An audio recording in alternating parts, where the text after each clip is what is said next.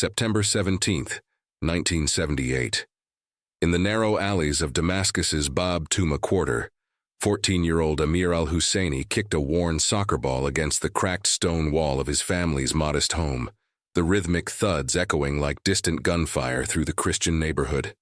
The autumn sun hung low, casting long shadows over the ancient streets where church bells mingled with the call to prayer from nearby mosques. Amir paused to wipe sweat from his brow, his dark eyes sharp and curious, always watching the world around him with a quiet intensity that belied his youth. His mother called from the doorway, her voice warm but edged with worry. "Amir, come inside before the curfew patrols." But he lingered a moment longer, dreaming of adventures beyond these walls. At school, he was the boy who sketched maps from memory, tracing the winding roads to the Golan Heights his older cousin spoke of in hushed tones. Little did he know that tonight, those innocent drawings would change everything. Amir's father had vanished 2 years earlier, taken in a midnight raid by Mukhabarat agents during one of Hafez al-Assad's purges of suspected dissidents. The family never spoke of it openly, but the absence hung heavy, a silent wound that left Amir as the man of the house far too soon. His mother sewed uniforms by day to feed them. His younger sister helped with chores, and Amir sold cigarettes in the souk after classes, his small frame slipping easily through crowds. Syria in 1978 was a nation gripped by fear and ambition.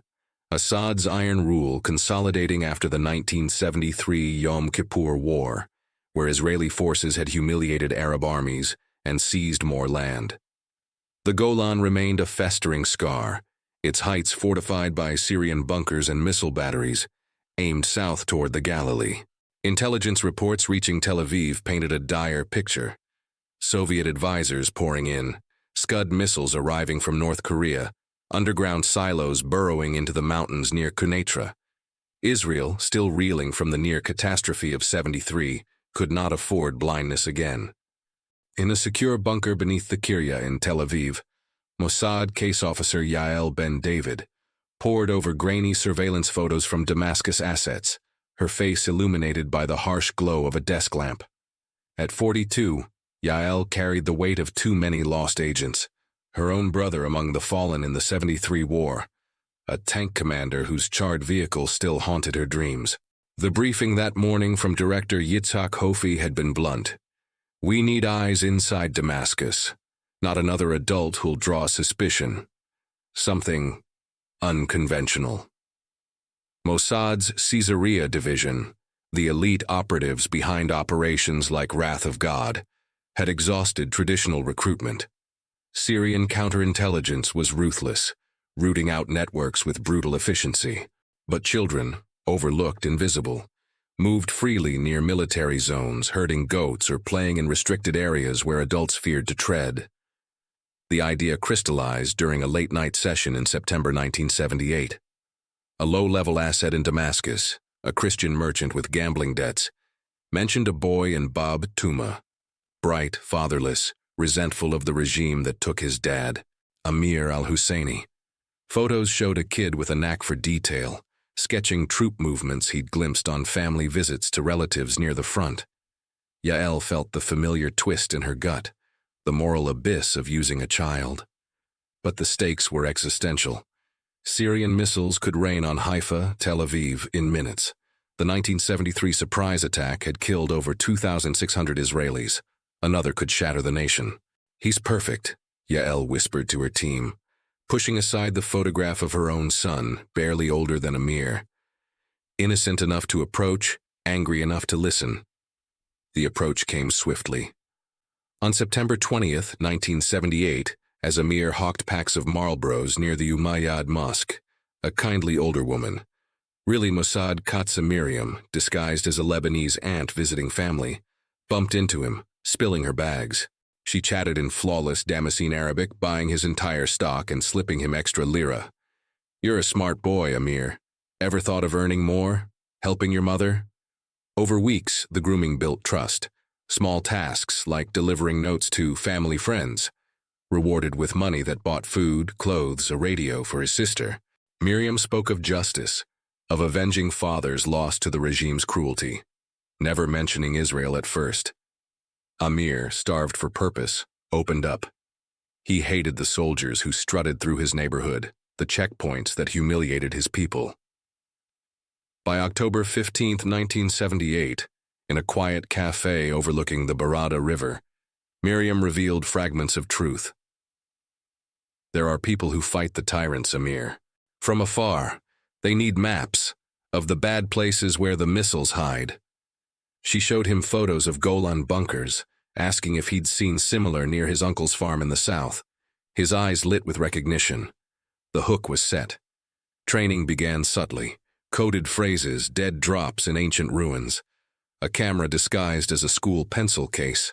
Yael, monitoring from Tel Aviv via encrypted bursts, wrestled with nightmares. "We're turning a boy into a weapon," she confided to her handler. But reports trickled in. Sketches of SAM sites near Mount Hermon, coordinates of Scud convoys rolling in from Latakia port. Gold. Amir's first real test came on November 3, 1978. Posing as a shepherd boy, common in the rural fringes, he ventured near a restricted zone outside Dara, where Syrian engineers, advised by Soviets, were expanding underground missile facilities. Heart-pounding, he counted launchers, noted guard rotations, hid film in a hollowed bread loaf for pickup. Back home, his mother noticed the new shoes, the fuller table, but asked no questions. The guilt gnawed at Amir in quiet moments, betraying his country or avenging his father. Miriam assured him, "You're a hero to the oppressed." In Tel Aviv, the intelligence poured in, analysts piecing together a comprehensive map of Syria's missile grid. Over 200 sites, from coastal batteries to hidden silos in the anti-Lebanon mountains. Prime Minister Menachem Begin briefed on November 28, 1978, authorized contingency plans, preemptive strikes if tensions boiled over. The human cost weighed heavy. Yael imagined Amir's face during every update, the boy now carrying secrets that could get him tortured, disappeared like his father. As winter gripped Damascus in December 1978, Amir's drops grew bolder, venturing closer to fortified depots near the Golan ceasefire line. One evening, returning home with frostbitten fingers clutching undeveloped film of a new SS-21 missile battery, he spotted unfamiliar men lingering near his street. Paranoia, or the first whisper of exposure. The shadows were closing in, and the boy from Bab Tuma was no longer just playing a game. December 12, 1978. A biting wind whipped down from Mount Hermon, carrying the scent of pine and distant snow through the barbed wire corridors of the Golan frontier. Amir al-Husseini crouched behind a cluster of boulders near the abandoned village of Jubata al-Zayt, his breath fogging in the frigid air. At 14, he was small enough to pass for 12, wrapped in a threadbare coat and keffiyeh that marked him as just another local herder's son checking stray goats. In his pocket, the miniature Minox camera, smuggled in pieces and reassembled by Miriam, felt heavier than any stone. Below him in a valley the Syrians thought hidden from prying eyes, floodlights illuminated a frenzy of activity. Soviet engineers in fur hats directing cranes as they lowered a massive Scud-B missile into a newly excavated silo, its olive-drab fuselage gleaming under the harsh lamps. Amir's fingers trembled as he raised the camera, framing the scene through the viewfinder. Click. The guard tower positions. Click. The access road snaking from the main highway. Click. The cluster of fuel trucks parked beside camouflaged bunkers. Each shutter release was a heartbeat too loud in his ears. He had come here on a school holiday, telling his mother he was visiting cousins in the south. A lie that sat bitter on his tongue. The money Miriam paid helped buy coal for the stove and medicine for his sister's cough. But it was the rage that kept him moving. Rage at the soldiers who had dragged his father away. Rage at a regime that turned boys into orphans while building weapons to kill strangers across an invisible line. Back in Damascus 2 days later, he made the drop at the agreed spot, an ancient Ottoman tomb in the Christian cemetery, where a loose stone in the wall hid his film canister wrapped in plastic. Miriam collected it that night, her face drawn tighter than usual. "You're doing something brave, Habibi," she whispered as she pressed a small bundle into his hands. Cash, a new pair of boots, and a photograph of Israeli children playing on a beach in Haifa. Sun-kissed, unafraid. This is what you're protecting too. People who just want to live. In Tel Aviv, the developed film landed on Yael Ben David's desk like manna from a poisoned heaven. Analysts worked through the night in the dimly lit map room beneath the Kiryat, pinning red flags onto oversized charts of southern Syria. Amir's images revealed not just the Jubata silo complex, but confirmation of a second, larger site near the village of Al-Rafid. 40 launchers, mobile SS-21 Scarab missiles with twice the range of older models, capable of reaching Tel Aviv in under 8 minutes. The implications hit like a shell burst.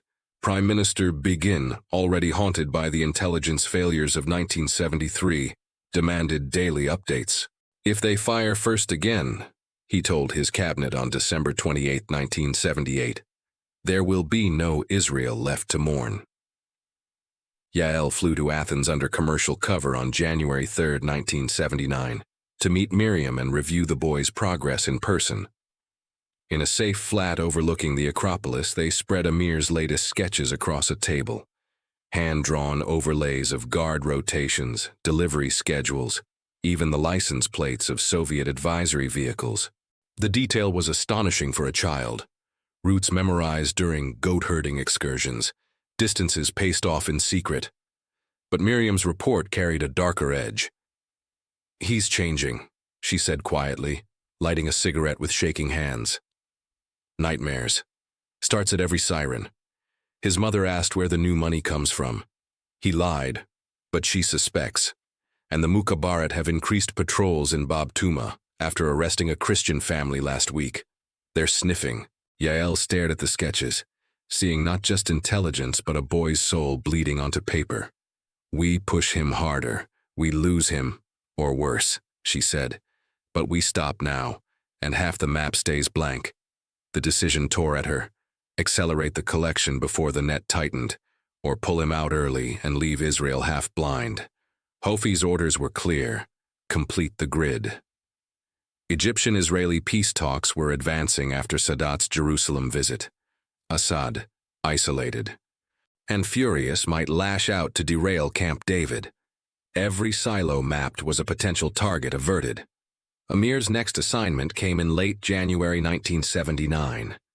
Miriam met him in the souk, slipping him a new camera and a hand-drawn map of the central sector around Katana, west of Damascus, home to elite Republican Guard units and rumored underground command centers. One more big push, she told him. Then we get you out, all of you, your mother, your sister, a new life. The promise lit a fire in Amir's eyes, but fear flickered there too. He had begun noticing tales. A man in a leather jacket lingering near his school, a neighbor asking too many questions about his sudden errands. On February 9, 1979, Amir boarded a crowded bus south toward Kiswe, camera hidden in a lunch tin, heart hammering against his ribs. The area was heavily restricted. Syrian Army's 1st Armored Division, surface-to-surface missile brigades, Soviet advisors thick on the ground. He slipped off at a village stop, trekking cross-country under overcast skies, using wadis for cover. By dusk, he reached a ridge overlooking the vast Kiswe barracks. Rows of T-72 tanks, mobile launchers being fueled, underground entrances disguised as farm buildings. He photographed until the light failed, counting, sketching, memorizing. But on the return trek, disaster brushed close. A military patrol, 2 jeeps sweeping for smugglers, spotted movement on the hillside. Floodlights swept the rocks. Amir dropped flat, pressing himself into the cold earth as boots crunched nearby. Minutes stretched into eternity. A soldier's voice barked orders in Russian-accented Arabic. Then, mercifully, the lights moved on. Amir lay shaking long after they left, tears freezing on his cheeks. He made it home after midnight, slipping into bed fully clothed, film canister clutched like a talisman. The next morning, February 10th, he made the drop at a new location, a hollow tree in the Ghouta orchards east of the city. Miriam collected it within hours. In Tel Aviv, the Kiswe images completed the puzzle. Analysts now possessed a near-total picture.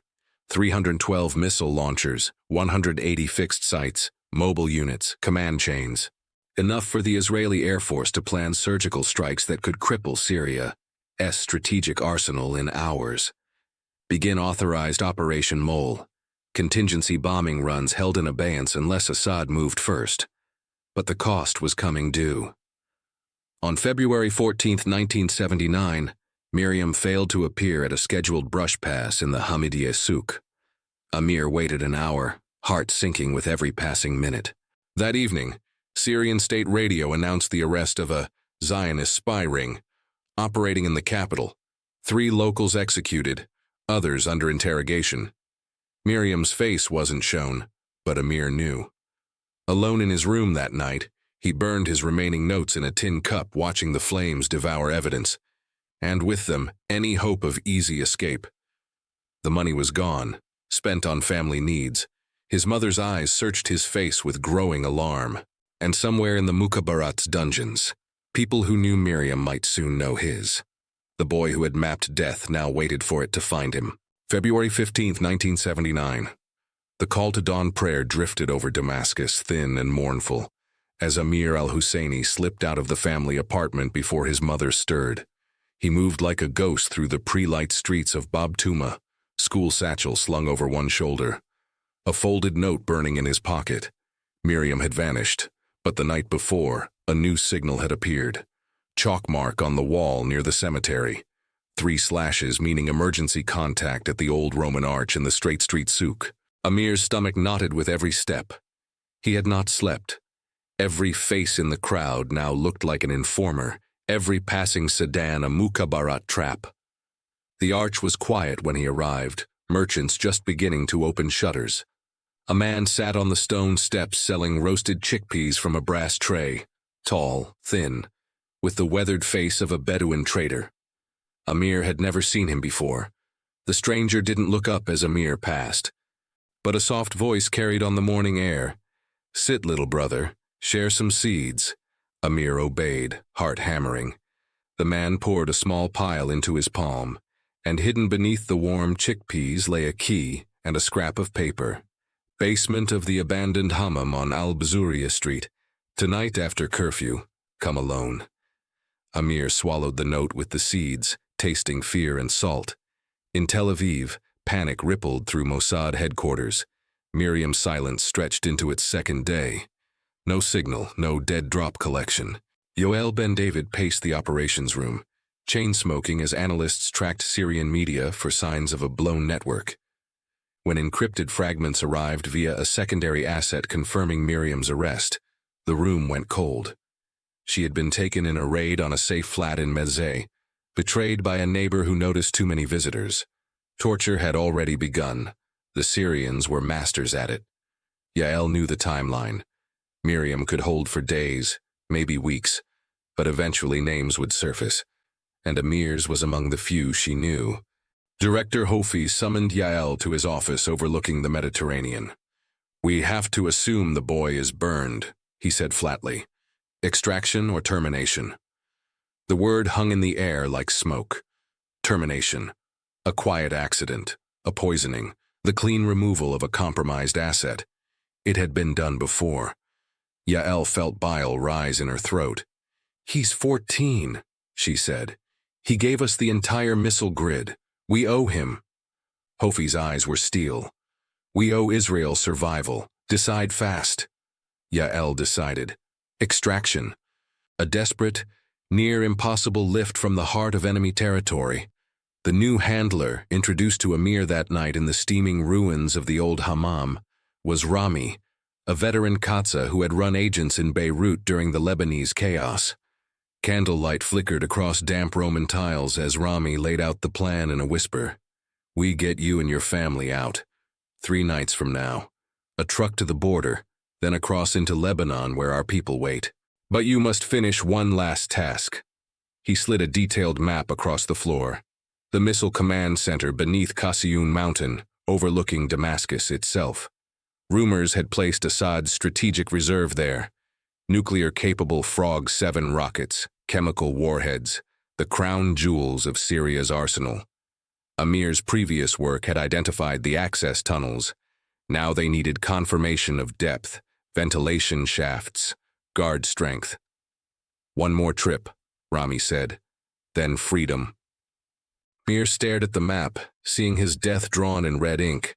Kasiyun was forbidden even to most soldiers, but he nodded. The promise of escape for his mother and sister overrode everything. February 17, 1979. Amir joined a group of boys hired to clear rubble from a construction site on the mountain's lower slopes, cover for expanding the underground complex. He carried buckets of debris with the others, eyes cataloging everything. The reinforced doors disguised as utility sheds, the ventilation grates hidden in olive groves, the shift changes of elite guards in red berets. During a break, he slipped away to a ridge overlooking the main entrance, sketching frantically in a school notebook, counting trucks, timing patrols. A camera was too risky here. Memory and pencil would have to suffice. He almost didn't make it back. As the work gang loaded onto trucks at dusk, a Republican Guard officer began questioning the boys, checking identity papers. Amir's were forged weeks earlier, good enough for school but thin under scrutiny. The officer's gaze lingered on him, something in the eyes, too alert, too watchful. "You," the man barked, "come here." Amir's legs turned to water. He stepped forward, clutching his bucket like a shield. The officer reached out and ruffled his hair. "Good worker. Tell your father the army is proud." Laughter from the other guards. Amir forced a smile, climbed aboard the truck, and vomited over the side the moment they rolled downhill. That night he met Rami in the hammam again, handing over pages torn from his notebook, diagrams so precise analysts would later call them works of art. Kasiyun's secrets laid bare, 3 levels deep, hardened against airstrikes, stocked with enough rockets to turn northern Israel into fire. Rami's face was grim. "Miriam broke," he said quietly. "They have your description. Curfew is tightening. We move tomorrow." February 18, 1979. The extraction began at midnight. A produce truck, driven by a Druze smuggler on Mossad's payroll, picked up Amir, his mother, and his 8-year-old sister from a dark alley behind their building. His mother had been told only hours earlier, "Pack one bag, no questions. Trust the boy who had kept them fed." She wept silently as they climbed into the cramped compartment among crates of oranges, clutching her children close. Amir held his sister's hand, feeling her small fingers tremble. The route north hugged back roads toward the anti-Lebanon mountains, avoiding checkpoints where possible. But Syrian security was on high alert after the spy arrests. At a temporary roadblock near the village of Malula, soldiers with flashlights boarded the truck, prodding crates with bayonets. One blade pierced an orange inches from Amir's face, juice dripping onto his cheek like blood. The driver joked with the sergeant, slipping bribes folded into a pack of cigarettes. Minutes crawled. Then, miraculously, they waved the truck through. Dawn was breaking as they reached the rugged border zone. No clear line, just rocky slopes and minefields separating Syria from Israeli-controlled Lebanon. The truck stopped at a wadi where a team of Israeli commandos waited, faces blackened, weapons low. Transfer was swift. Amir's family bundled into an armored jeep. The smuggler paid and sent back with a story of engine trouble. As the jeep bounced toward safety, Amir looked back at the receding mountains. Syria faded behind clouds of dust, taking with it his childhood, his home, the grave of a father he never found. In Israel, they were taken first to a safe house in Kiryat Shmona, then deeper south. Debriefings lasted weeks. Amir recreating maps from memory, analysts cross-checking every detail. The Kasiyun blueprints alone shifted Air Force targeting priorities for years, but safety came at a price. His mother struggled with the language, the strangeness, the guilt of leaving neighbors behind. His sister cried for her friends, and Amir, now Eli Cohen, given the name of Israel's most famous spy, woke screaming from dreams of bayonets and dark basements. Yael visited once, bringing books and a soccer ball. She sat with him on the porch as the sun set over the Galilee. "You saved lives," she said softly, "more than you'll ever know." Eli looked at her with eyes far older than 14. "Did I?" he asked. Or did I just trade one war for another? Behind them, in classified vaults, the maps he drew under Syrian stars became the foundation of Israel's defense for a generation. But the boy who drew them would carry their weight forever. March 3rd, 1979. The safe house in Nahariya smelled of salt air and fresh paint, a small apartment overlooking the Mediterranean where the waves crashed endlessly against the rocky shore. Eli Cohen, no longer Amir al-Husseini, stood on the narrow balcony, gripping the iron railing until his knuckles whitened. At 14, he had crossed an invisible line into a new country, a new name, a new language that still felt foreign on his tongue. Below him, children played on the beach, their laughter rising like birds. His sister, now called Rachel, chased a ball with them, her dark hair flying free for the first time without fear of patrols. Their mother sat on a bench watching, her face softer than it had been in years, though her eyes still searched every passing car for threats that no longer existed. Inside, Yael Ben David waited with a file folder and 2 glasses of tea. She had come north from Tel Aviv to oversee the final debriefing phase, but mostly to see the boy with her own eyes. When Eli stepped back into the living room, he moved with the quiet wariness of someone twice his age. Yael gestured to the couch. "Sit, Eli. We're almost finished." He obeyed, but his gaze drifted to the window. "Is it really over?" he asked in halting Hebrew, the words practiced but still accented with Damascus streets. Yael set the folder down. "The mapping is complete. Because of you, we know where every major launcher is hidden, from the coast to Kasiyun. The Air Force has new target packages. If Assad ever tries what he did in 73, we won't be surprised again." She paused, choosing her words carefully. "You gave us years of warning." Eli's jaw tightened. "And Miriam?" Yael's silence was answer enough.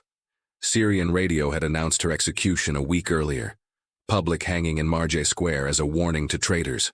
No body returned, no mercy shown. Eli stared at his hands, remembering the warm chickpeas in the souk, the gentle voice that had promised him a future. "She said we'd all get out," he whispered. "She bought you that future with her life," Yael said softly, "and we will honor it." The integration process began in earnest that spring. Eli and his family were moved to a quiet moshav in the Jezreel Valley, green fields, orange groves, a school where no one asked about accents or nightmares. New identity papers arrived. Eli Cohen, born in Aleppo to parents who fled to Israel in 1948. A fabricated history to shield them from Syrian revenge or curious neighbors. His mother found work in the communal kitchen. Rachel blossomed among children who shared games instead of fear. But Eli struggled. Nightmares dragged him from sleep, bayonets piercing oranges, Miriam's face in a noose, his father's unseen grave. At school he excelled in mathematics and geography, drawing maps with a precision that unnerved teachers. When asked about his past, he recited the cover story flawlessly, but the lies tasted like ash. He missed the call to prayer at dawn, the smell of cardamom coffee in the souk, even the danger that had made him feel alive. Here, safety felt like a cage. Yael visited monthly, bringing books on military history and later, subtle recruitment literature. She saw the raw talent, photographic memory, nerves of ice under pressure, an instinct for terrain that bordered on genius. By 1981, when Eli turned 17, the conversation shifted. "You could serve," she said one afternoon under the eucalyptus trees. "Not as a child this time, as a soldier. Sayeret Matkal, perhaps. Or Unit 504, Border Intelligence. Your Arabic is perfect. Your knowledge of Syrian thinking." She left the rest unspoken. Eli listened, eyes on the distant hills that reminded him of Herman. Part of him wanted to refuse, to choose a normal life, university, a family, forgetting. But another part, the part forged in Damascus alleys and Kasiyun shadows, burned for purpose. Miriam's death, his father's disappearance, the maps drawn in terror, they demanded meaning. He enlisted at 18 in the spring of 1983. Basic training was brutal, but Eli thrived. The instructors noted his endurance, his ability to navigate blindfolded across the Negev, his flawless infiltration of mock Arab villages during exercises.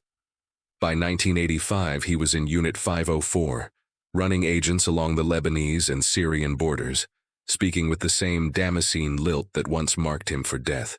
He recruited his own sources now, Druze smugglers, disillusioned Syrian officers, using the skills Miriam had planted and Israel had honed.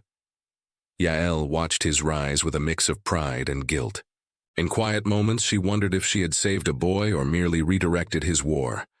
June 5, 1982. Operation Peace for Galilee began, Israel's invasion of Lebanon to crush PLO strongholds. Eli, now a sergeant, led a small team across the border near the Shabah farms, guiding Golani Brigade units through mountain paths he knew from childhood smuggling routes. When Syrian forces counterattacked in the Bikaya Valley, Eli's intelligence, drawn from pre-war assets, and his own encyclopedic memory of missile deployments, helped Israeli jets destroy 19 Syrian SAM batteries in a single day. The Syrian Air Force lost 86 aircraft with no Israeli losses. The maps he had drawn as a terrified boy became targeting coordinates that turned the sky over Lebanon into a graveyard for Assad's pilots. In the aftermath, as Israeli columns pushed toward Beirut, Eli stood on a ridgeline overlooking the Litani River. Smoke rose from burning tanks in the valley below. He felt no triumph, only the hollow echo of a 14-year-old counting launchers in the cold. Years later, in 1987, now a captain, Eli led a deep penetration raid into Syria itself, 40 kilometers beyond the border, to destroy a new Scud convoy bound for Hezbollah. The mission succeeded without a shot fired, charges planted, convoy obliterated, team extracted before dawn.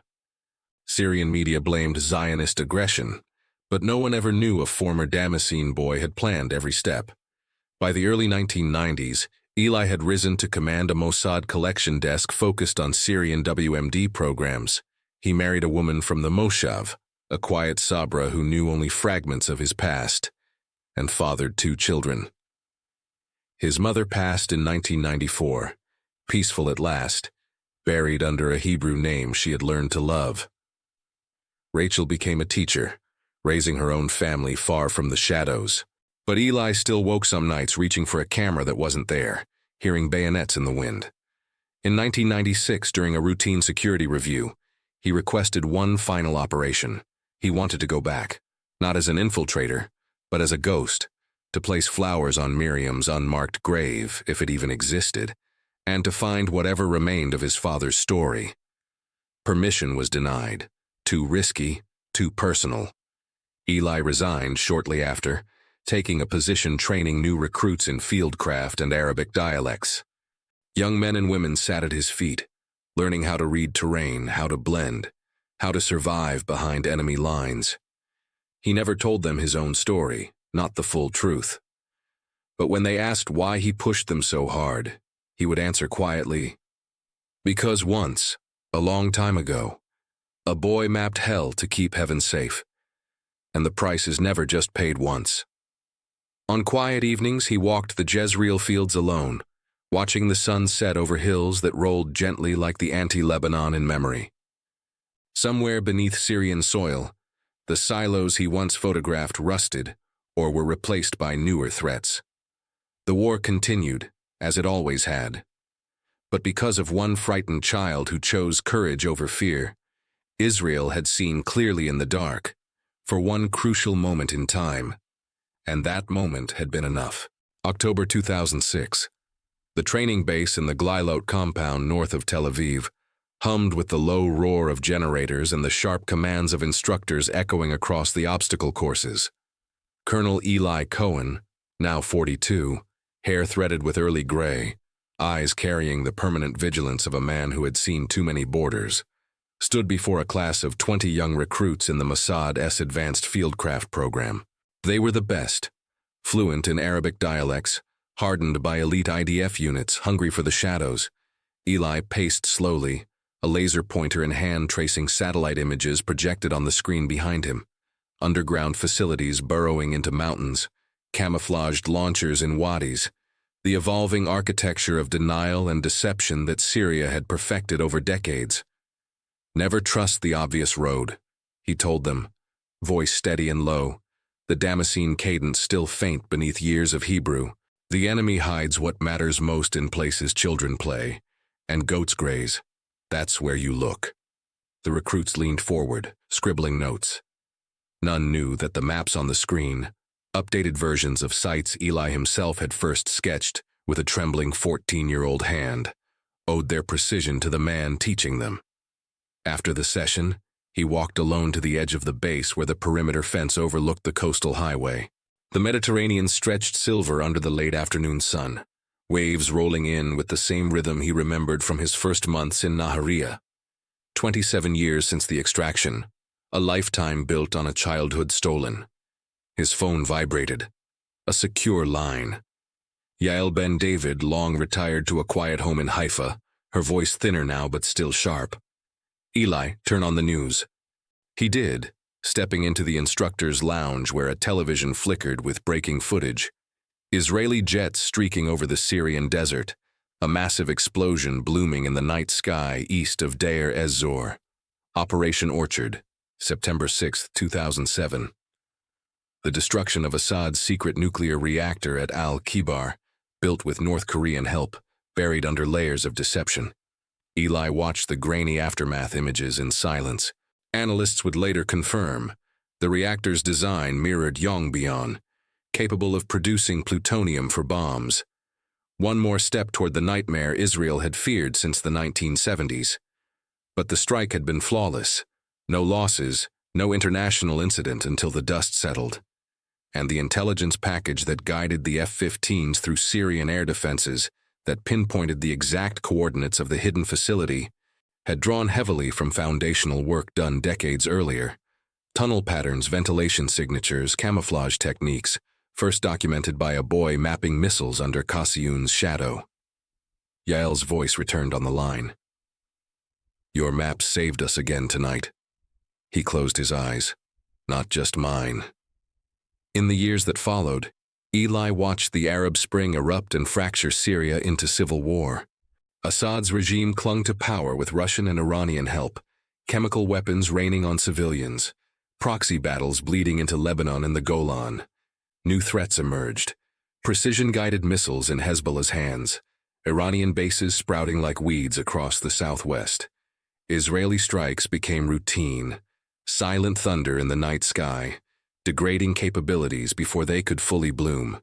Eli briefed pilots before many of those missions, spreading updated overlays on tables in underground rooms, young men and women who looked at him with respect, never knowing the personal ledger behind every red marker. He married off his daughter in 2012, danced at his son's bar mitzvah in 2015, buried his sister Rachel after a sudden illness in 2018.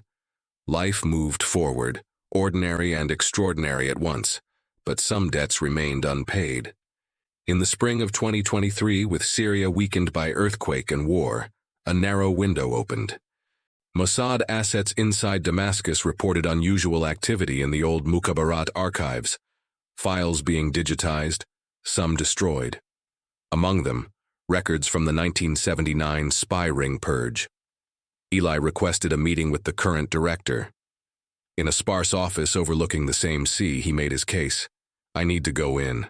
One last time, not for intelligence, for closure." The director studied him for a long moment. "You know the risk." "I wrote the risk," Eli answered. Permission came with conditions. Small team, deniable, in and out in 48 hours. June 14, 2023. A private yacht dropped a Zodiac off the Lebanese coast at dusk. Eli and 3 younger operatives, 2 he had trained himself, crossed into Syria through smuggling tunnels now controlled by unreliable militias. They moved east in civilian vehicles, faces altered, legends airtight. Damascus had changed and not changed. The old city still smelled of jasmine and diesel, but scars of war pocked the buildings, checkpoints manned by weary conscripts. Bab Tuma remained, quieter now. Many Christians fled. Eli walked the alleys of his childhood under cover of night, heart pounding with memories he had buried deep. The target was a crumbling security branch office in Kafr Sousa, scheduled for demolition. Local assets had confirmed. The 1979 interrogation files were stored in the basement before final transfer. Entry was textbook. Power cut, guards distracted. Vault door breached with shaped charges no louder than a cough. Inside, dust and mildew choked the air. Eli worked by red flashlight, fingers tracing faded labels until he found the box. Zionist Network, Bab Tuma cell. Inside, Miriam's photograph, bruised and defiant even in death. Transcripts of her final interrogation, pages redacted, but enough to show she had never named the boy. She died protecting him. And deeper, a thin folder marked Minor Asset Amir al-Husseini. Missing person report. Suspected defection with family. No confirmation of death. Closed unsolved.